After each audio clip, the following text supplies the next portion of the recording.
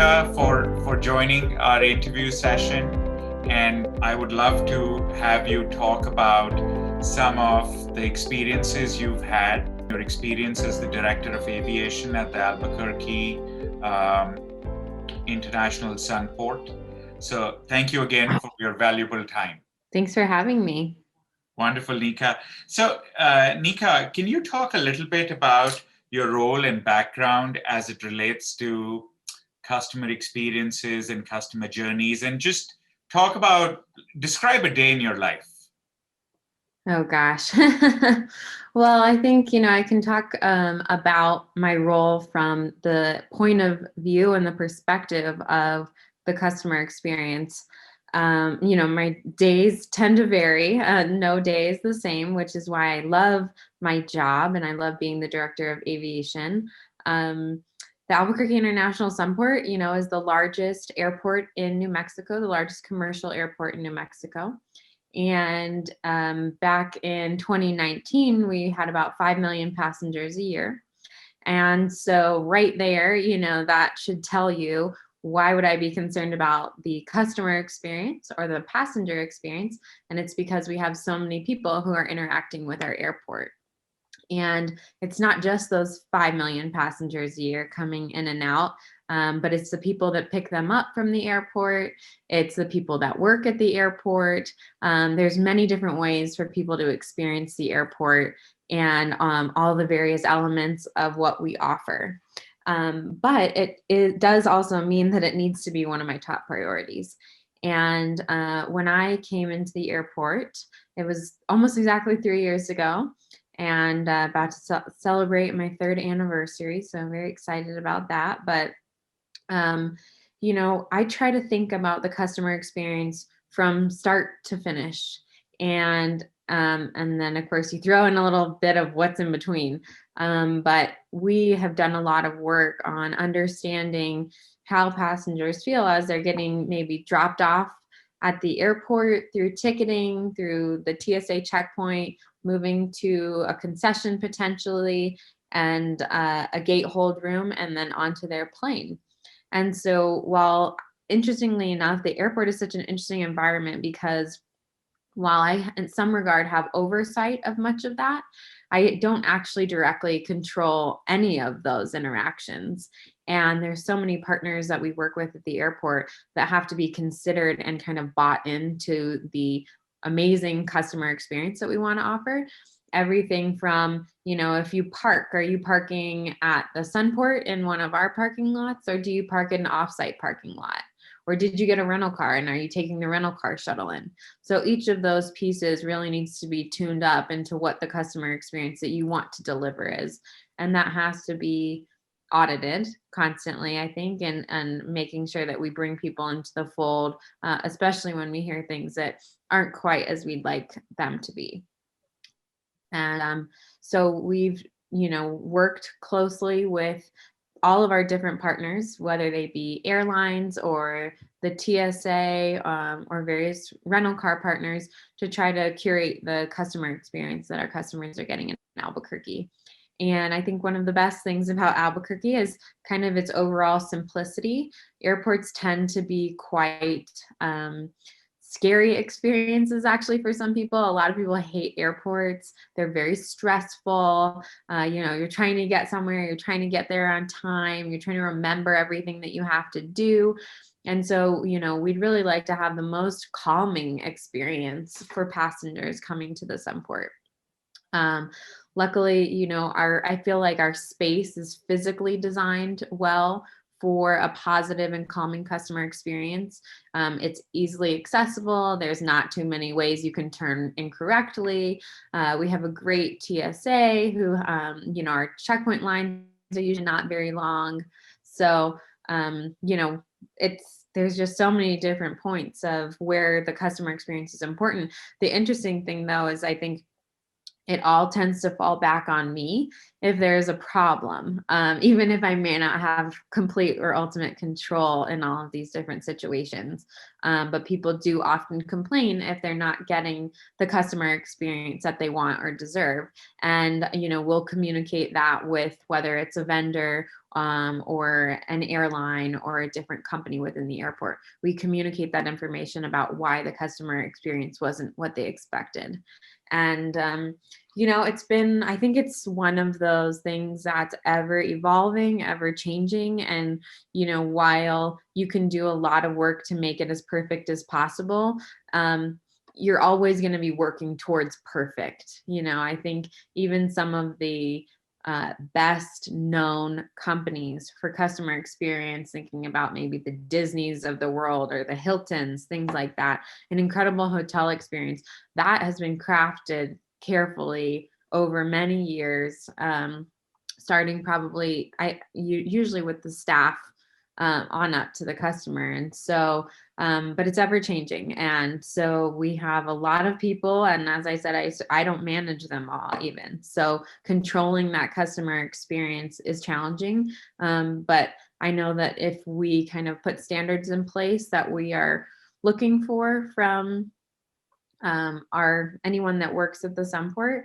then we can, help kind of move forward and guide the overall vision, I suppose, for what we'd like to see.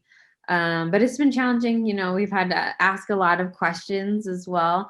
Certainly, I didn't come into an organization that was necessarily already focused on customer experience. So we've had to ask a lot of questions and learn about the customer as well, and learn what they're interested in seeing at the Sunport, what their concerns are. And it's an ever evolving process. So still working on it today and still trying to make it better. But I can say that in the last 3 years that I've been at the airport, and I may have to get the exact metrics for you, but we've been involved in the JD Power Awards every year for airport customer experience. And we have made significant increases every single year that I've been in my role at the Sunport. So I've been very proud of that, moving into more than the top 10 medium hub airports. So I think this year we were number, what am I going to say, 4 or 6, something like that. So we moved up quite a bit, and I was just really proud of the team and all that we've done. And it showed, that our work on customer experience is actually being noticed by the customer. So Perfect, Nyika. Congratulations on your 3rd work anniversary, and thank you. congratulations on your achievements, including the JD Power Awards. I mean, that's tremendous. Talk a little bit, Nyika, about, if you can, so you mentioned, when you came in, then obviously the customer experience at that stage is now very different from where you and the team have brought it. In context of, especially when your CEO and your leadership team, when they rely on you and they say, "Hey, great job, Nyika," what are they counting on you for? So I think for me, that's an interesting question. I think I can only kind of provide, because I don't manage day to day. I mean, I do manage day to day activities, but I'm not the direct custodial supervisor, overseeing everyone's every move. But what I've liked to do is to kind of try to create a culture of audit within the organization. And so that everyone knows that actually audit is a positive thing. And it's more about providing feedback, being able to receive feedback, and then actually doing something about it. Also being able to kind of audit your own space. And so I really try to kind of hone in with, well, we'll use the custodial team, for example. Our airport has always been quite clean. We've had a really wonderful custodial staff for years. And, I think there was just a little notch that we could turn it up and just make it a little bit better, a little more consistent. And so, I would take frequent passes and frequent walks through the airport to kind of see the status of how everything was looking and how clean it looked. And I was able to, communicate to the custodial team that it actually often looks quite clean. And I know that they're going in and doing a deep clean in the bathroom. But I would see little pieces of trash here and there. I just wanted them to spot sweep a little more, and what a big difference visually spot sweeping would make. And so we created kind of some new policies on spot sweeping and really making sure that things were picked up visually in addition to the deep cleans that they were doing. And so, just kind of providing some guidance and framework around what you want to see and why you want to see that. And then I think more importantly is creating that culture so that people are looking for those things themselves, and you don't have to always be going and taking a look or auditing yourself. I think that's kind of one of the most important things that we've done and changed in the airport. But it's been all across the board, and each division, we've taken an opportunity to see how can we improve the customer experience in your world. And I try to communicate to my direct staff, my direct reports, who is your customer? So let's help you define that, because each person and each team has a different customer. A lot of my teams are more behind the scenes and not as in front. You're mostly dealing with the airlines as a passenger or TSA. You're not actually dealing with my team directly very often. But we do so much back-end support for the operation itself. I've had to talk about, we have a team called Access Control. And Access Control does all the airport badges and provides, access to all of the doors. It used to take sometimes up to a month for someone to get a badge and have access to the airport. You have to get fingerprinted, you take a test, your fingerprints get submitted to a site, and they check on your character and make sure you're not a bad person. A lot of security at the airport. And so we really kind of took that. It was a huge complaint for airlines and anyone that needed airport access when I got there. And so we worked on kind of refining what was going on, the process that they had, and developed some processes, closed some timelines in there, allowed them to run things in parallel that maybe they were historically doing linearly. So just kind of every situation I think is a little bit different, but thinking about the process and the people, of course, and really framing it in the sense of you are serving a customer, and who is your customer? Because another group of mine is like an internal finance group, let's say, or purchasing. They don't often feel like they have a customer, right? It's just my coworker wanting more stuff, right? But no, that is your customer. And how do we treat customers? You don't treat them like they're your nosy coworker next door who you actually don't like, and on Mondays he makes you mad because he's hungover. No, that's not how we treat people. That's your customer. And how do we make sure that they are getting what they need out of the relationship? So I've had to reframe that in, I think quite a few of our managers' thought processes. But I think, as they got that, I just feel like overall the customer experience has improved because we're changing just, the overall sense of being and people's understanding of where we fit into the big picture. Nyika, that's wonderful. What's really coming through to me when you are talking about all this is I'm sensing almost like a fanatical focus on the customer. And you mentioned something that's really intuitive, which is you treating the customer, not just the customer like the traveler, the passenger, but you're looking at customers as even interdepartment or customers that are coming in for badging or vendors. So that's really interesting to me. And I'm also very interested how you in your role you have your focus on different parts of the business, right? You're focused on parking on one end, badging on the other, interdepartmental customer challenges in sort of a different way. In terms of customer journey research, that is something that, full disclosure, Gold Research also did for you in the past. So can you talk a little bit about when, in terms of your experiences with customer journey research and how you tied it in with improving the customer experience. What made you go towards customer journey research in the first sort of stage of this questioning? So, as I was kind of just saying, it really ties into the overall culture that I've been wanting to create and working to create. If we're all customer centric and all customer focused in our own world, we'll get better customer experience for our customers, no matter who they are. Right. And so I was able to do that relatively easily, I would say, looking at the customer journey, which is, of course, one of the most important pieces of figuring out how to deliver a positive customer experience is figuring out their journey and really understanding it. Because if you don't know it, how can you actually make impact to it?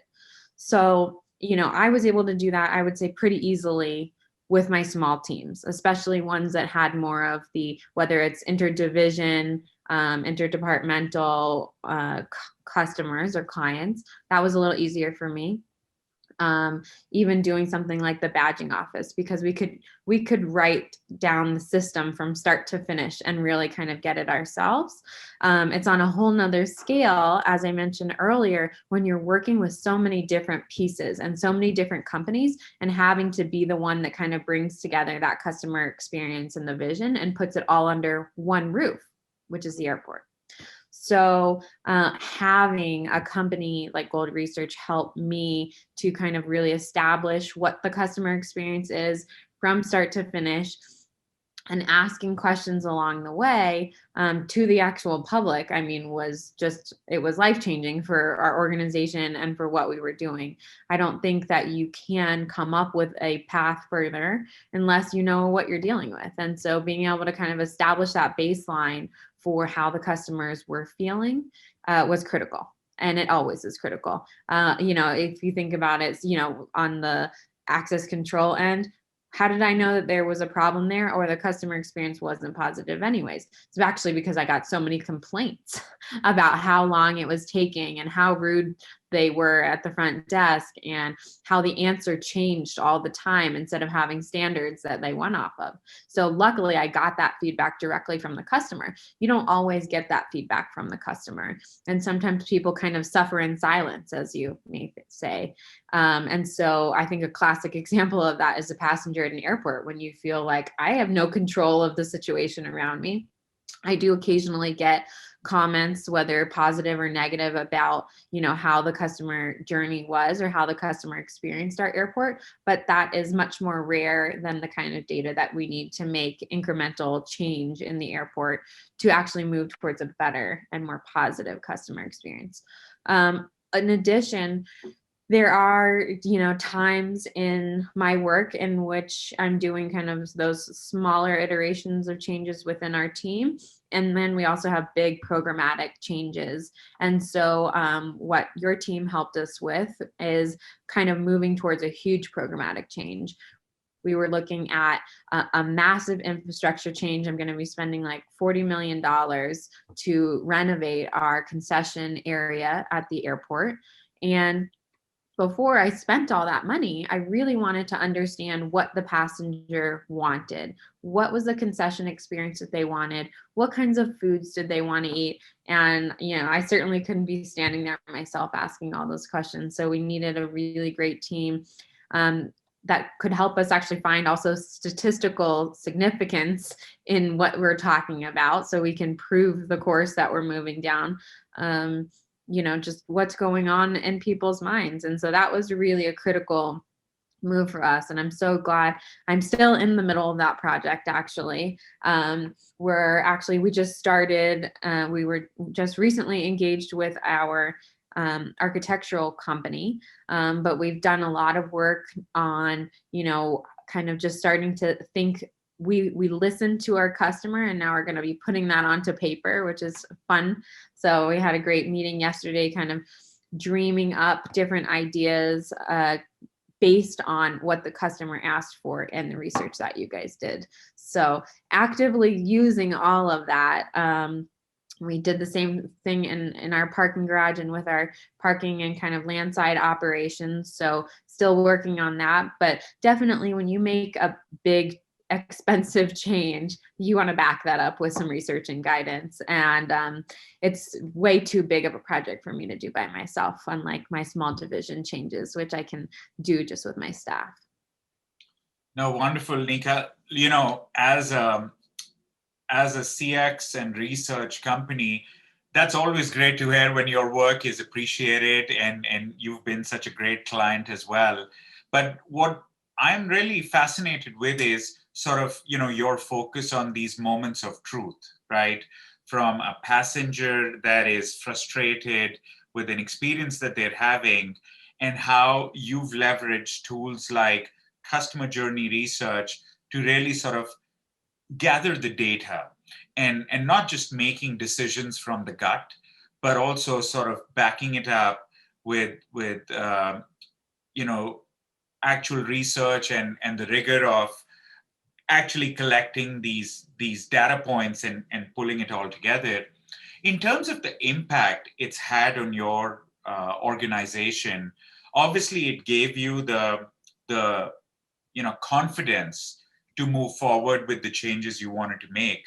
Um, have you seen or noticed any other noticeable improvements with the journey research work or with the customer experience efforts that you have been sort of spearheading? There was so much good information in there. We definitely, some things at the city take a very long time in government. So, I think we're still working through a lot of that data. But of course, there were certainly pieces that I was able to make a change right away. And so, one example is I had no idea how much the customer loved interacting with our parking attendants. And unfortunately, I have to say, I'm a millennial, and so I'm much more of the vein that we should be moving kind of everything towards technology, and was working on creating a lot of self-pay stations for our parking so that people would not have to interact. And when we got the research back from Gold Research, one of the most standout pieces of our parking garage research was how much people appreciated a warm face, a New Mexico hello, welcome home when you're coming back from wherever you were, and really what a difference the parking attendants made in welcoming our customers back to New Mexico, and how important that was, and how much value that offered, and how that really made a very unique piece of the customer experience that people did not feel like they got elsewhere. Wow. And that immediately told me, as much as I wanted to get rid of that role and convert everything to technology, it just doesn't sound like that's a place I'm going to be able to make that kind of a change. So I immediately changed my philosophy. I do often work on kind of a gut understanding, or how I feel is best to move forward.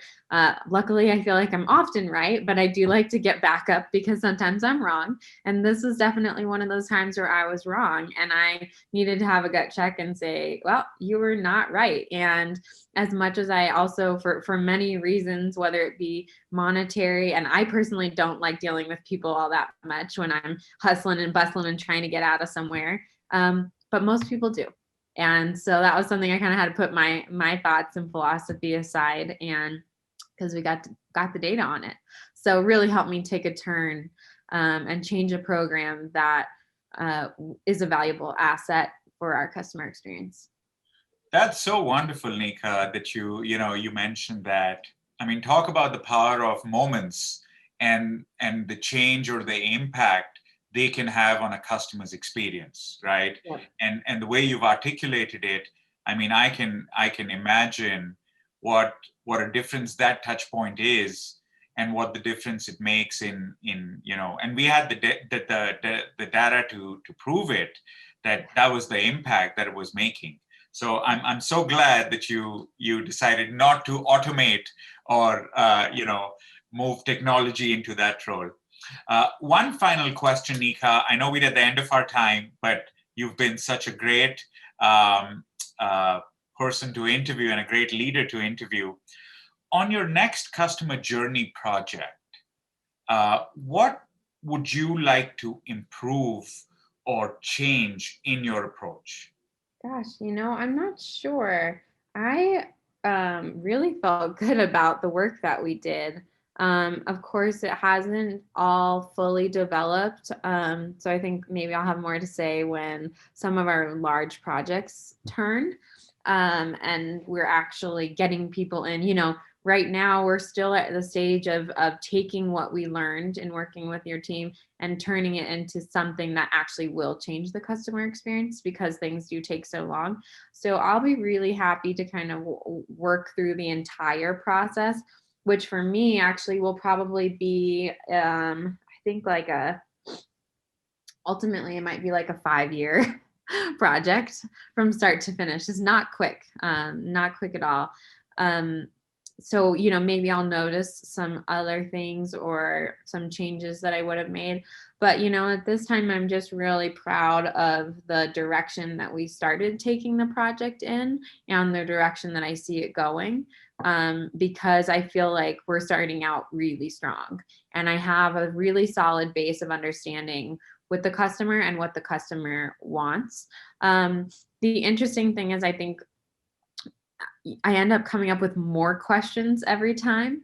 So I could definitely see actually doing, especially with such a long-term project, like a 5-year project, and considering now that we've been through COVID, has that changed people's mentality about what the customer experience should look like? Are they now wanting less of that face-to-face interaction because of COVID? Is that going to stay like that? Or will people go back to wanting that face-to-face interaction? So I definitely think that also what the customer wants and the customer journey has to change and morph with time. And so it's not something, that we can just be done with because we did it once. And I have more questions to ask now. And as we're working on building up this new program, I'm specifically talking about our new food and beverage retail concession program at the airport. I may have more questions that need to be asked. Now I'm thinking about design, and I know from feedback that I've gotten from the customer that people love the look and feel of the Albuquerque International Sunport. It's a very cultural airport. We bring in a lot of history, a lot of Native American art. We have really authentic brick floors. We have vigas in our great hall. So it's a really authentic airport and people love that culture and history. But also, as we are, of course, moving forward in time, are there more modern conveniences that they want also? And can we find a way to balance that and keep the charm and history of our airport, but bring in those modern conveniences that really enhance the passenger experience in today's world? So, those are some questions I'm having moving forward, and I'm not sure, that all of those will be answered. But I think, different iterations of work and, continuing to kind of build on your knowledge because it always changes is important, and there's always more questions to ask.